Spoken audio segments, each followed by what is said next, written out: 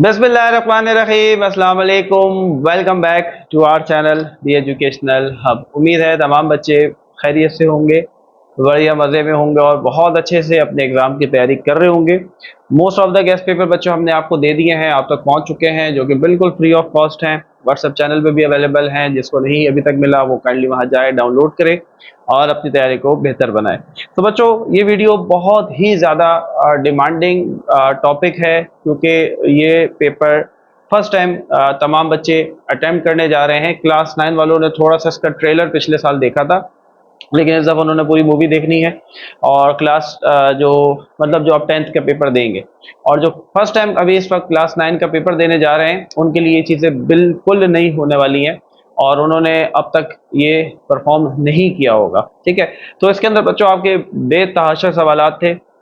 हमारे जितने social media handles हैं वहाँ पर आपने हमारी टीम से बहुत सारे सवाल, खास तौर पे OMR मार्किंग के हवाले से, जो है आंसर चेकिंग, इसके हवाले से बहुत बच्चों ने सवाल किया हुआ था कि सर ये चीज़ नहीं समझ में आ रही, कॉपी कैसी होगी, कैसे करना होगा। तो इन सारे सवालों के बच्चों जवाब हम आपको आज इंशाल्लाह देने वाले हैं।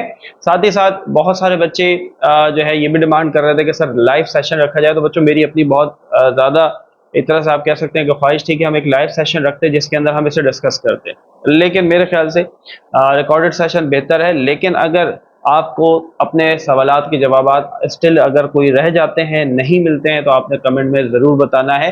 फिर हम इंशाल्लाह पूरी कोशिश करेंगे बच्चों, आपके पेपरों से पहले, आपके एग्ज़ाम से पहले एक लाइव सेशन आपके साथ रखें, जिसके अंदर हम आपसे जो भी आपके जहन में सवाल है उसको क्लियर करें इंशाल्लाह। ठीक है, लेकिन बच्चों ई मार्किंग पर बाद में आते हैं। इस वक्त जो सबसे ज़्यादा इंपॉर्टेंट चीज़ है, जो मेरे ख्याल से बहुत सारे बच्चों को शायद पता ही ना हो और बहुत सारे बच्चों को अगर पता भी हो तो वो भूल चुके होंगे, और वो है प्यारे बच्चों एक बहुत ही इम्पोर्टेंट नोटिफिकेशन जो कि हमारे मैट्रिक बोर्ड की तरफ से जारी किया गया है, जो कि सामने मेरे मौजूद है। ये बच्चों 5 तारीख तीसरा महीना यानी कि जनवरी, फरवरी और मार्च, यानी कि 5 मार्च को 2026 को ये लेटर आया है। इस लेटर को पहले डिस्कस कर लेते हैं, फिर हम आते हैं ई मार्किंग की तरफ। ठीक है बच्चों, बहुत इंपॉर्टेंट चीज़ है, इसको समझना है। भाई देखो, पहले आप हमेशा ये सुनते आए हैं, अब तक आपके स्कूल के अंदर भी शायद यही सिस्टम होगा कि 100 नंबर में से आपको 33 नंबर लेने होते हैं पास होने के लिए। लेकिन अब आपके लिए ज़रा ये बुरी खबर हो सकती है कि अब ये जो बच्चों 33 मार्क्स हैं, अब इस पे आप पास नहीं होंगे, बल्कि अगर 100 नंबर का पेपर है तो आपको 40 नंबर लेने होंगे। जी हाँ बच्चों, 7 नंबर बढ़ा दिए गए हैं। ये चीज़ बहुत ज़्यादा इंपॉर्टेंट है, जो हर बच्चे को मालूम होनी चाहिए। जी हाँ, ये है किसके लिए? सबसे पहले तो ये सुन लो, ये है इस वक्त क्लास 9 में जो भी पेपर देंगे, ये सिस्टम उनके लिए है। और साथ ही साथ जो फर्स्ट ईयर का पेपर देंगे यानी कि क्लास 11 का पेपर देंगे, ये सिस्टम उनके लिए है। इस वक्त ये सिस्टम, ये क्राइटेरिया क्लास 10th और क्लास 12th यानी कि 10वीं और 12वीं क्लास के लिए ये सिस्टम नहीं है। ठीक है, तो आपने इस पर तवज्जो नहीं देनी है, क्योंकि आपने पिछले साल 33 के हिसाब से ही पेपर दिया था, तो इस साल भी यानी कि 10th वाले और 12th वाले जो हैं वो उसी हिसाब से पेपर देंगे। लेकिन जो बच्चे इस दफ़ा फर्स्ट ईयर का पेपर दे रहे हैं यानी कि 11 का, ग्रुप कोई भी हो सकता है, साइंस है, pre medical, pre engineering, what ever जो भी है, सिस्टम सबका यही है। इसी तरीके से अगर आप क्लास 9 का पेपर देने जा रहे हैं बोर्ड का, और ये पूरे बोर्ड के लिए, पूरे सिंध बोर्ड के लिए, सिर्फ कराची बोर्ड के लिए नहीं है, सबके लिए है। ठीक है, लेकिन हम यहाँ पर पर्टिकुलरली हमारे पास जो नोटिफिकेशन है वो कराची बोर्ड का है, तो हम इसलिए इसको डिस्कस कर रहे हैं, लेकिन ये है पूरे पाकिस्तान के लिए, पूरे सिंध के लिए। ठीक है, तो बच्चों आप पहले 100 में से 33 नंबर लेके पास हो जाते थे, अब 33 पे कहानी नहीं चलेगी, अब आपको 100 नंबर में से 40 नंबर लेने होंगे। जैसे इंग्लिश का पेपर अगर 100 नंबर का होता है तो अब आपको 33 नहीं बल्कि आपको 40 मार्क्स लेने होंगे। ये बात सबको समझ में आ गई। उसके बाद बच्चों आ जाते हैं 75 नंबर पे, यानी कि जैसे आपका मैथ का पेपर है, ठीक है, इसके अलावा मैथ के अलावा हम क्या कह सकते हैं जी, आई थिंक शायद सिंधी का पेपर है, ये 70 मार्क्स का है, 75 मार्क्स का है। इसके अलावा बायो, केमिस्ट्री और फिजिक्स और शायद कंप्यूटर साइंस, ये है 60 नंबर का। अब इसमें से क्या था, 75 में से पहले 25 वाला पास था, अब 25 नहीं, अब आपको 30 नंबर लेने हैं। इसी तरीके से पहले 60 नंबर में से 20 वाला पास होता था, अब 20 नहीं बल्कि आपको 24 नंबर लेने हैं। ये बात समझ में आ गई सबको? तो पासिंग क्राइटेरिया बढ़ चुका है। अब आ जाओ प्रैक्टिकल के ऊपर। पहले अगर टोटल मार्क्स प्रैक्टिकल के 3 प्रैक्टिकल अगर आपके हैं, लेट्स सपोज केमिस्ट्री है, बायो है और फिजिक्स है, 15-15 नंबर का एक प्रैक्टिकल होता है, तो ये आपके 45 नंबर बनते हैं। तो पहले आपको 45 में से 15 नंबर चाहिए होते थे, यानी कि 5 नंबर हर एक प्रैक्टिकल में, 5 बायो में, 5 फिजिक्स में, 5 केमिस्ट्री में, तो आप पास हो जाते थे। अब वो 15 से बढ़कर 18 हो चुके हैं। इसी तरीके से अब अगर हम इसको मजीद क्लासीफाई करते हैं, तो मैंने आपको बताया कि 15 में से पहले 5 वाला पास होता था। अब आपको हर 15 में से 6 लेने हैं, ठीक है। अगर आपने 15 में से 5 नंबर लिए तो आप उस प्रैक्टिकल में फेल कंसीडर होंगे, यानी कि आपका वो जो प्रैक्टिकल है वो क्लियर नहीं होगा, आपको वो प्रैक्टिकल दोबारा देना पड़ेगा। बोलो भाई, ये बात इंपॉर्टेंट थी या नहीं? सारे बच्चे ई मार्किंग पे भाग रहे हैं, सर ई मार्किंग बता दें, ई मार्किंग। अरे भाई, पहले ये तो समझ लो, सबसे इंपॉर्टेंट चीज ये है ग्रेडिंग सिस्टम। तो आपको पता हो कि आपको नंबर कितने नंबर लेने हैं पास होने के लिए। तो ये बात मेरे ख्याल से सबको क्लियर हो गई होगी। तो अपने दोस्तों के साथ, अपने जितने भी जानने वाले क्लास फेलोज हैं उनके साथ लाजमी बच्चों ये वीडियो शेयर करना, ताकि उनके पास भी ये नॉलेज पहुंचे, ये इन्फॉर्मेशन पहुंचे कि हाँ भाई, अब हमें 75 नंबर का हमारा मैथ का पेपर होता है। तो पहले हम 25 नंबर लेके पास हो जाते थे, अब 25 से काम नहीं चलेगा। अब हमें मैथ के नंबर में पेपर में कितने नंबर चाहिए? 30 नंबर चाहिए। इसी तरह केमिस्ट्री बायो फिजिक्स के पेपर में पहले 60 में से 20 वाला पास होता था, अब इसकी कहानी नहीं चलेगी। अब आपको 24 नंबर कम से कम चाहिए ये पास होने के लिए। बात समझ में आ गई? क्लियर हो गई बात? प्रैक्टिकल की कहानी समझ में आ गई? पहले 15 में से 5 पास होता था, अब आपको 6 लेने। क्लियर है? अब आ जाए ग्रेडिंग सिस्टम की तरफ, जो कि यहाँ पर मेरे पास मौजूद है, एंड आई होप कि आपको ये बहुत अच्छे से नजर आ रहा होगा। ये ऑलरेडी हमारी टीम ने आपके साथ व्हाट्सएप चैनल पे भी, और मेरे ख्याल से बाकी जो सोशल मीडिया हैंडल्स हैं, इंस्टाग्राम वगैरह, फेसबुक, वहां पर भी आपके साथ ये शेयर किया हुआ है। ठीक है। अब देखो, अब अगर आपने, पहले क्या होता था 33 ना, अब अगर आपने 40%, अभी मैंने आपको बता दिया 33 वाली कहानी खत्म, अब आपने 40% मार्क्स लेने। ठीक है। अच्छा, अब इसमें भी बच्चे कंफ्यूज होते हैं, सर क्या 75 में से 40 वाला? अरे भाई, 40% की बात हो रही है, यानी कि 100 में से 40 नंबर लेने। अब जब नंबर 100 से घट के 75 हो गए, तो अब 40 तो नहीं होगा ना, फिर क्या हो जाएगा? फिर 30 हो जाएगा। बात समझ में आ गई? तो इसलिए इसमें कंफ्यूज नहीं होना, 40% की बात हो रही है। तो अगर कोई बच्चा 40% से मार्क्स कम लेता है तो उसको कोई ग्रेड नहीं मिलेगा। यहां लिखा हुआ है अनग्रेड, अंडर ग्रेड। ठीक है, उसको कोई ग्रेड नहीं मिलेगा, उसे हम ग्रेड देंगे यू, यानी कि वो बेसिकली फेल होगा, जैसे हमारे पास पहले फेलियर होते थे। अब ऊपर से शुरू करते हैं। अगर आपकी परसेंटेज बच्चों 96 से 100 परसेंटेज के दरमियान है, ये पेपर के हिसाब से बात हो रही है, आप मैथ में पूरे नंबर ले सकते हैं, फिजिक्स में भी पूरे नंबर ले सकते हैं, तो आपको ग्रेड मिलेगा ए प्लस प्लस। ठीक है। और आपको रिमार्क्स मिलेंगे एक्स्ट्रा ऑर्डनरी के। आपको अगर याद हो शायद, तो आपके स्कूल के अंदर ये सिस्टम होता होगा, क्लास 8 तक जब आपको रिजल्ट मिलता था तो आपको एक रिजल्ट कार्ड आपके स्कूल वाले देते थे, उस पर रिमार्क्स लिखे होते थे, है ना, एक्सीलेंट, एक्स्ट्रा ऑर्डिनरी। तो अब इन्होंने भी वही सिस्टम समझ लो शुरू कर दिया है। तो अगर आपकी परसेंटेज 96 से 100 के दरमियान है पेपरों में, एग्जाम में, तो आपका ग्रेड बनेगा ए प्लस प्लस और रिमार्क्स मिलेंगे आपको एक्स्ट्रा ऑर्डिनरी। ठीक है। अब अगर किसी बच्चे की परसेंटेज 91 से लेकर 95% के दरमियान में आती है, तो उसको ग्रेड मिलेगा ए प्लस, और उसका जो रिमार्क्स मिलेंगे उसको वो मिलेंगे एक्सेप्शनल। क्लियर हो गई? रिमार्क्स इतने मैटर नहीं करते, असल चीज ग्रेड है और परसेंटेज है, कि आपको ये पता हो कि आपकी कितनी परसेंटेज होगी तो कौन सा ग्रेड मिलेगा। पहले हमारे पास सिंपल A1 ग्रेड होता था, जिसे हम ए प्लस कहते थे, जो कि 80 से लेके 100% सबके लिए होता था। ठीक है। लेकिन अब इन्होंने इसको मजीद जो है वो क्लैरिफाई कर दिया और इस तरीके से इसको डिवाइड कर दिया। नीचे से चलते मेरे ख्याल में ज्यादा आसानी होगी। तो बिलो 40 तो फेल हो जाएगा। अगर 40 से 50% आपके मार्क्स होंगे तो आपको डी ग्रेड मिलेगा, और आपको रिमार्क्स मिलेगा इमर्जिंग का। अगर आपके मार्क्स 51 से 60 के दरमियान होंगे तो आपको सी ग्रेड मिलेगा। ठीक है। और इसे हम कहेंगे अबव एवरेज, या एवरेज से थोड़ा सा बेहतर है। अगर आपकी परसेंटेज 61 से 70% के दरमियान है तो आपको ग्रेड मिलेगा सी प्लस ग्रेड। ठीक है। और इसे हम रिमार्क देंगे फेयरली गुड। देन 71 से 75 के दरमियान होगा तो बी ग्रेड होगा। पहले 71 से ऊपर जो है आपका ए ग्रेड बनता था। ठीक है। अब आपका बनेगा बी ग्रेड। और अगर आपकी परसेंटेज 76 से 80 के दरमियान होगी तो आपको वेरी गुड रिमार्क्स मिलेगा, और ग्रेड आपका होगा क्या भैया? B plus. ठीक है। इसी तरह 81 से 85, 81 पे पहले ए प्लस बनता था, A1 बनता था, लेकिन अब क्या बनेगा? बी प्लस प्लस बनेगा, और आपको रिमार्क मिलेगा एक्सीलेंट का।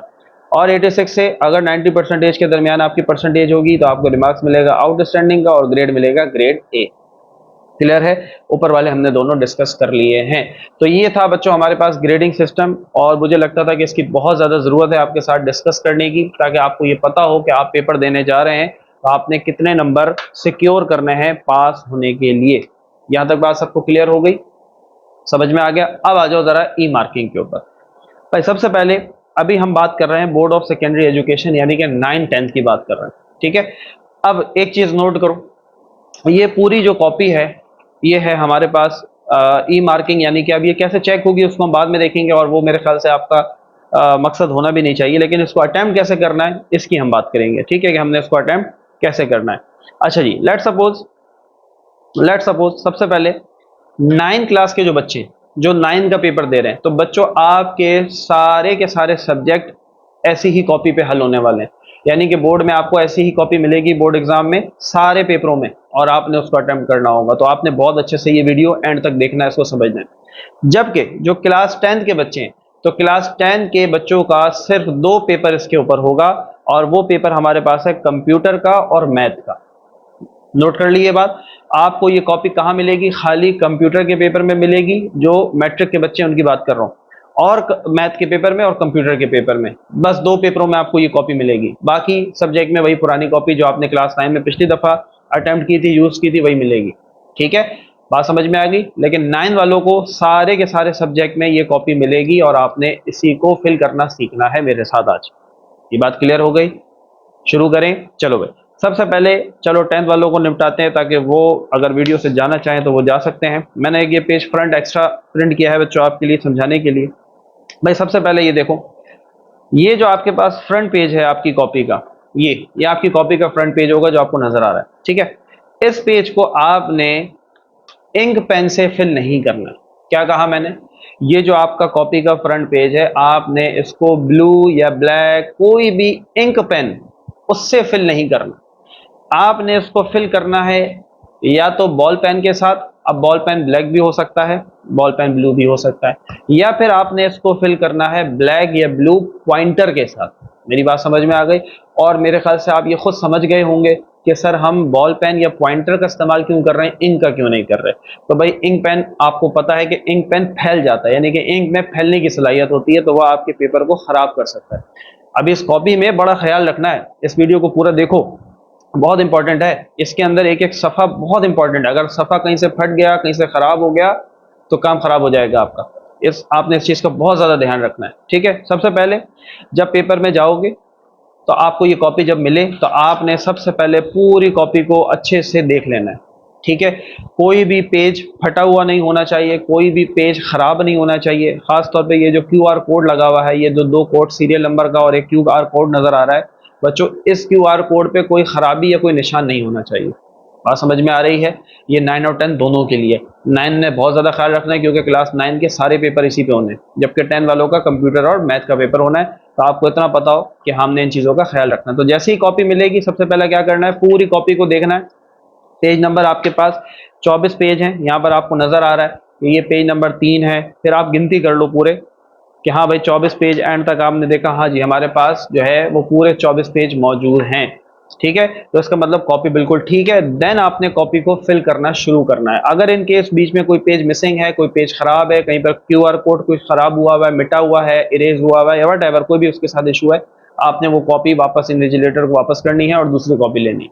क्लियर हो गई बात? चलो भाई, अब इसको फिल कैसे करना है। भाई अभी आपके जो पेपर होने जा रहे हैं अप्रैल में 7-8 से जो स्टार्ट हो रहे हैं, वो आपका एनुअल एग्जाम है।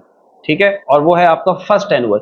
तो 9 हो या 10th हो, आपने इसमें जो फिल करना है वो फर्स्ट एनुअल को करना है। लेकिन मैं भी फिलहाल 10th की बात कर रहा हूं, तो मैं इसको फर्स्ट एनुअल फिल किया, और देखो मैं फिल जैसे कर रहा हूं वैसे ही फिल करना है, क्योंकि ये जो पेज है ये मशीन चेक करेगी, ये कोई टीचर चेक नहीं करेगा। तो आप अगर गलत फिल करेंगे तो मशीन उसको काउंट नहीं करेगी। प्यारे बच्चों, इस चीज़ को नोट रखना है।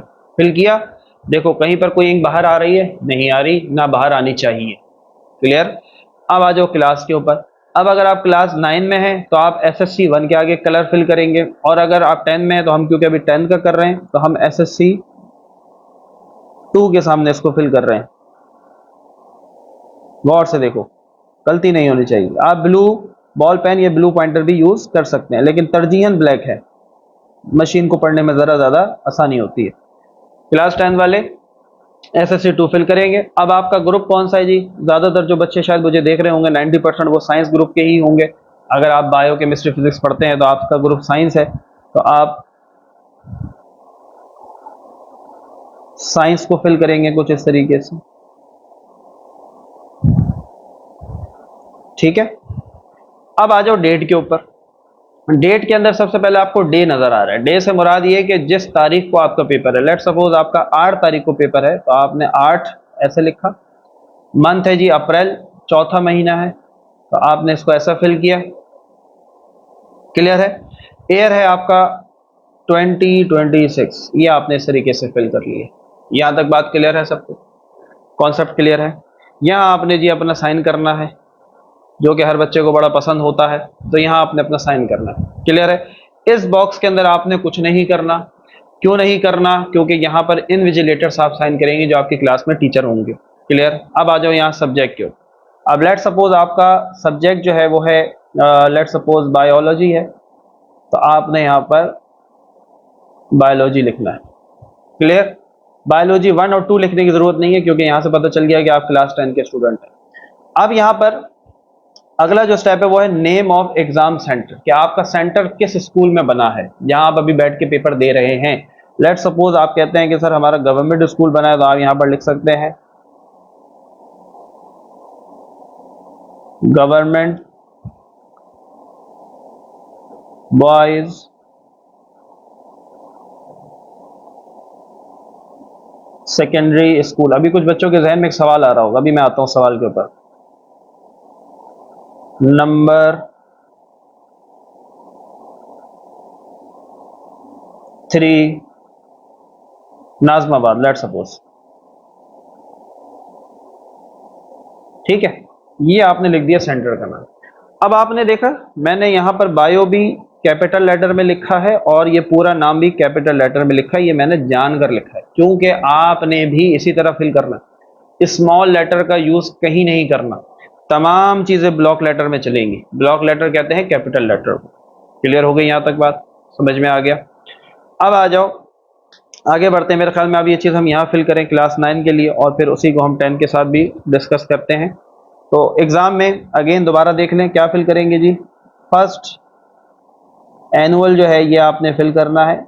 बॉल पेन के साथ या पॉइंटर के साथ, इंक पेन का इस्तेमाल नहीं करोगे बच्चों, मार्कर का इस्तेमाल नहीं करोगे। ठीक है। अब आप क्लास 9 के हैं तो आपने एसएससी जो 1 है इसको शेड करना है, फिल करना है बबल को सही तरीके से, मिस नहीं होना चाहिए। ग्रुप है जी आपका साइंस। आप बायो का या कंप्यूटर का पेपर देने गए हैं, पहला पेपर बायो का या कंप्यूटर का है लेट सपोज, तो ग्रुप हो गया साइंस। नाउ डेट जैसे मैंने आपको पहले बताई 8 तारीख है, चौथा महीना है, साल है जी 2026। ठीक है।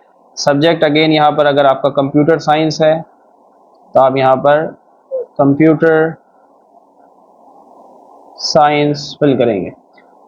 एग्जाम सेंटर उसी तरीके से जैसे पहले मैंने बताया। ठीक है, आपने उसी तरह लिखना है, यहाँ पर आपने अपना सिग्नेचर कर देना। क्लियर हो गई बात। अब आ जाए जी रोल नंबर और पेपर कोड के ऊपर। ठीक है। अब आपको जाहिर सी बात है पता है कि एडमिट कार्ड आपको मिलेंगे जो शायद अब तक नहीं मिले होंगे, तो उस पर एक रोल नंबर लिखा हुआ होगा। ठीक है, जो आपको मिलेगा। अब लेट सपोज मेरा जो रोल नंबर है मैं यहाँ लिख रहा हूँ वो है आपके पास 310251। 3 और 3 6, 1 2 3 4 5 6। अब ये मेरा रोल नंबर है बच्चों 310251, ये आपका रोल नंबर है। ठीक है। अब इस रोल नंबर को यहाँ फिल कैसे करेंगे? यहाँ आपने कुछ नहीं लिखना, मैं सिर्फ एग्जांपल के लिए यहाँ मैंने लिखा है। अब आपने इसको रोल नंबर को यहाँ कैसे लिखना जरा देखो। रोल नंबर है ये आपका 310251, ये लिखा। अब आपने जैसे ये 3 है तो इसके नीचे आपको 3 यहाँ नजर आ रहा है, इस 3 को फिल कर देना है। कुछ बच्चों को ये काफ़ी बोरिंग काम लग रहा होगा, लेकिन बच्चों अब सारे एग्ज़ाम आगे ऐसे ही होते हैं। ठीक है, आगे आप जहाँ पर भी यूनिवर्सिटी वगैरह के पेपर देने जाओगे, टेस्ट देने जाओगे, वहाँ सारा काम ऐसे ही होता है। तो इसको भी अब सीख लोगे तो आसानी होगी। ठीक है। देन अगला नंबर क्या है 1, तो आपने 1 को फिल किया। बहुत एहतियात से करना है बच्चों, एक भी गलत हुआ पूरा काम गलत, इसमें गलती की गुंजाइश नहीं है। यहाँ पर वाइटो रिमूवर नहीं चलेगा। ठीक है। यहाँ 0 है तो यह आपने 0 को जो है वो फिल किया इस तरीके से। देन आपके पास 2 है तो 0 1 और 2, तो यह आपने 2 को फिल किया। ठीक है। देन हमारे पास 5 है जी, तो हमने 5 को फिल किया। और लास्ट में हमारे पास क्या है जी, लास्ट में हमारे पास है 1, तो ये रहा 1। ये आपने रोल नंबर पूरा फिल कर लिया जो आपको एडमिट कार्ड पे आपका रोल नंबर लिखा हुआ। रोल नंबर फिल करना आ गया, और रोल नंबर के बबल कैसे फिल करने हैं ये बात सबको समझ में आ गई। आई होप के समझ में आ गई। ठीक है। अब इसके बाद आपको ये कॉपी मिलेगी 15 मिनट पहले बच्चों, पेपर शुरू होने से 15 मिनट पहले, ताकि आप ये सारा काम आराम से कर लें। ठीक है, इसके लिए 15 मिनट मेरे ख्याल में बहुत ज़्यादा है, हम 5 से 7 मिनट के अंदर ये काम कर सकते हैं। अब आ जाए जी पेपर कोड के ऊपर। अब आपको जो पेपर मिलेगा, खासतौर पर जो MCQs का पेपर होता है, वो आपको पहले मिलता है। ठीक है, आधा घंटे का टाइम होता है उसके लिए। तो उसके ऊपर एक कोड लिखा होगा। लेट सपोज पेपर पे कोड होगा CBJFI। अब कोड वहां कुछ भी हो सकता है, मैंने खाली एग्जांपल दिए। सेम वही काम होगा। C है तो C को फिल कर देंगे कुछ इस तरीके से। फिर B आपने ढूंढा, फिर आप B को फिल कर देंगे कुछ इस तरीके से। ठीक है, फिर आपने J ढूंढा जी, ये रहा J।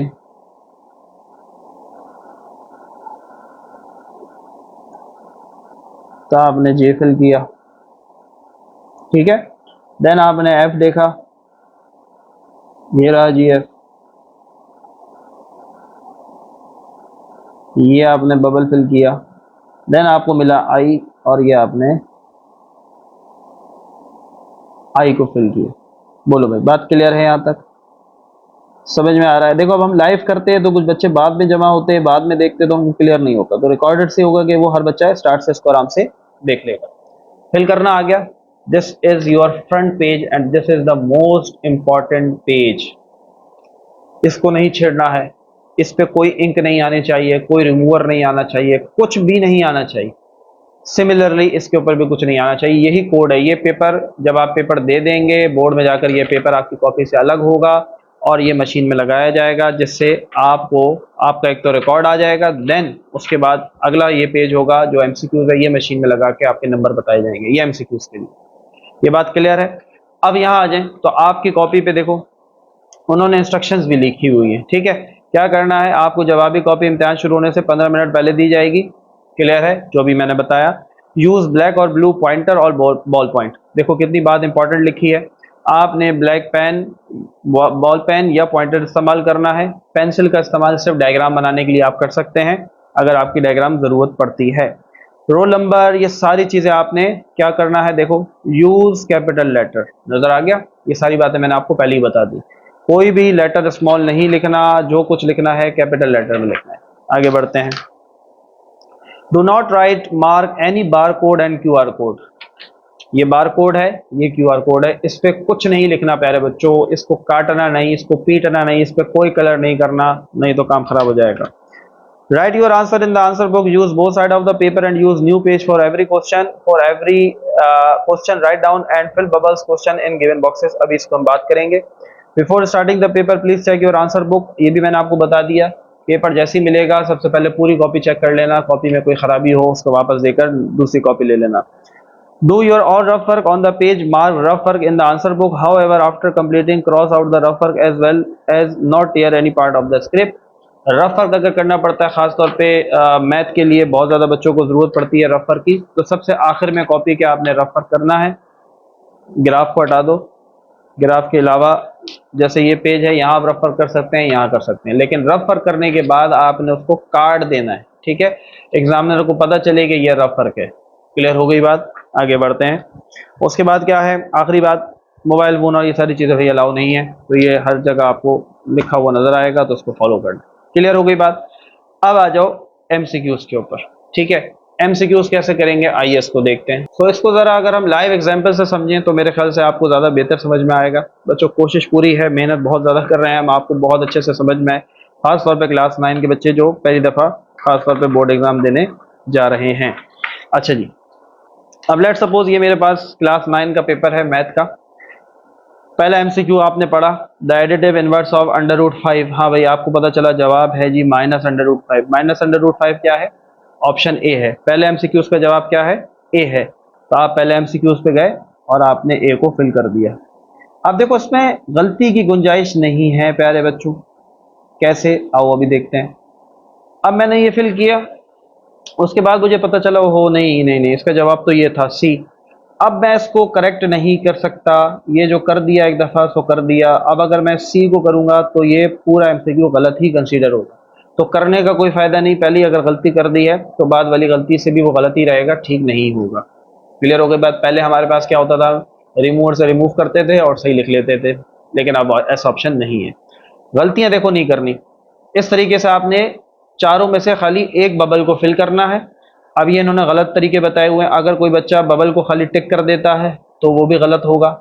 अगर कोई देखो इस तरीके से आधा भरता है, पूरा नहीं भरता, वो भी गलत होगा। कोई इस तरीके से खाली अंदर सर्कल बना के छोड़ देता है तो वो भी गलत होगा, एमसीक्यू काउंट नहीं होगा। कोई देखो बाहर कलर कर देता है बबल के, वो भी काउंट नहीं होगा। और अगर दो बबल को रंग कर देता है तो वो भी गलत होगा। बात समझ में आ गई? एक और करके दिखा देता हूं। Let suppose 9 iota plus 4, real part क्या है जी? रियल पार्ट 4 है। 4 ये रहा जो कि बी के अंदर है, तो 2 का आंसर बी है। तो मैं 2 पे गया और मैंने बी को इस तरीके से कलर कर दिया, उसको फिल कर दिया। क्लियर हो गई बात? सबको समझ में आ गया? आपने सारे एमसीक्यूज, अब आपके 15 एमसीक्यूज हैं तो आप 15, 17 हैं तो 17, 20 नहीं होते तो आपने 15, 17 तक ही करने, बाकी एक्स्ट्रा देते हैं तो आपने उनको फिल करने की आपको जरूरत नहीं है। अब ये क्या होगा, जब पेपर ये बच्चों कॉपी आपकी बोर्ड जाएगी, बोर्ड वाले इस पेज को यहाँ से काटेंगे, इसको मशीन में रखेंगे, मशीन एमसीक्यूज के आंसर के नंबर आपको बता देगी।